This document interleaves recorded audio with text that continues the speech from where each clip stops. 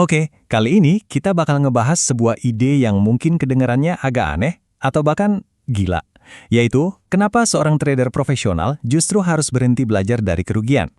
Ya, kamu nggak salah dengar. Yuk kita bedah bareng-bareng. Nah, ini dia intinya. Kita kan dari dulu selalu diajarin buat belajar dari kegagalan. Tapi ternyata, di dunia trading, menyamakan kerugian dengan kegagalan itu justru bisa jadi jebakan yang berbahaya. Pasti ini pertanyaan pertama yang muncul di pikiran kalian kan? Wajar banget kok. Kalau kita cuekin aja kerugian, apa nggak malah kita bakal ngulangin kesalahan yang sama terus-terusan? Nah, jawabannya ternyata sedikit lebih rumit dari itu. Yuk kita mulai dengan ngebongkar satu kesalahpahaman umum yang bisa jadi malah bikin kamu stuck dan nggak maju-maju sebagai trader. Coba deh, bayangin. Kamu baru aja rugi. Terus refleks pertama kamu apa? Pasti langsung bongkar-bongkar strategi kan? Mencoba memperbaiki sesuatu. Padahal masalahnya bisa jadi kamu itu lagi bereaksi sama sesuatu yang sama sekali di luar kendali kamu. Nah, ini dia kata kuncinya. Keacakan atau randomness.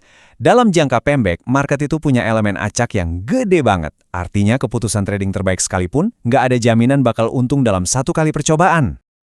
Kamu udah lakuin semua analisis, sinyalnya udah jelas banget. Kamu eksekusi rencana dengan sempurna, tapi market malah gerak ngelawan arah. Ini bukan berarti keputusanmu salah loh. Ini cuma bukti kalau keacakan itu nyata. Sebaliknya juga bisa kejadian. Kamu mungkin trading cuma karena ikut-ikutan, ngelanggar aturanmu sendiri, dan kebetulan untung. Nah, kalau kamu ngambil pelajaran yang salah dari sini, kamu justru lagi nguatin kebiasaan buruk. Bahaya kan? Ini dia nih poin utamanya.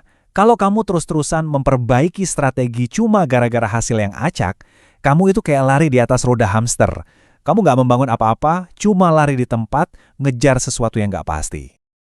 Oke. Kalau rugi itu bukan gagal, terus apa dong kegagalan yang sebenarnya dalam trading? Disinilah perubahan cara berpikir kita dimulai. Ini dia jawabannya. Kegagalan itu sama sekali nggak ada hubungannya sama hasil akhir, profit atau loss, tapi 100% soal proses. Pertanyaannya cuma satu. Apakah kamu disiplin ngikutin sistem yang udah kamu bangun dan uji? Itu aja. Sekarang, coba deh kita balik logikanya. Kamu ngikutin aturan tradingmu, tapi rugi. Itu bukan kegagalan. Nggak ada yang perlu diubah. Tapi, kamu ngelanggar aturan. Malah untung. Nah, justru itu kegagalan yang serius banget. Kamu baru aja ngasih hadiah ke kebiasaan buruk yang nanti bisa ngehancurin akun kamu. Dan inilah teman-teman, beda mendasar antara trader amatir dan profesional.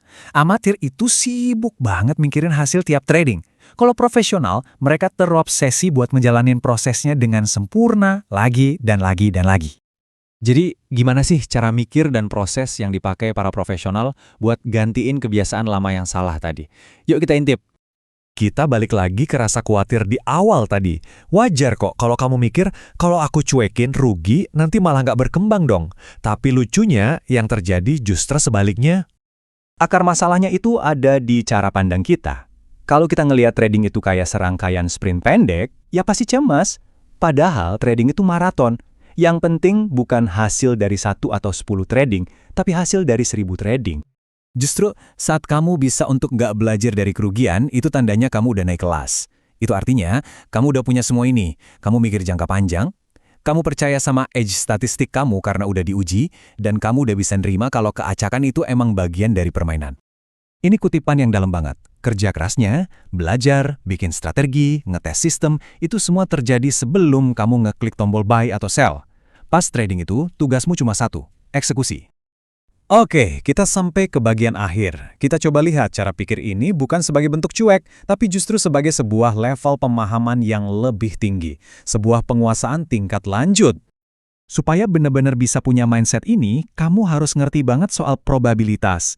Kamu harus bisa nerima fakta bahwa kamu nggak bisa ngendaliin hasil, tapi kamu bisa 100% ngendaliin proses.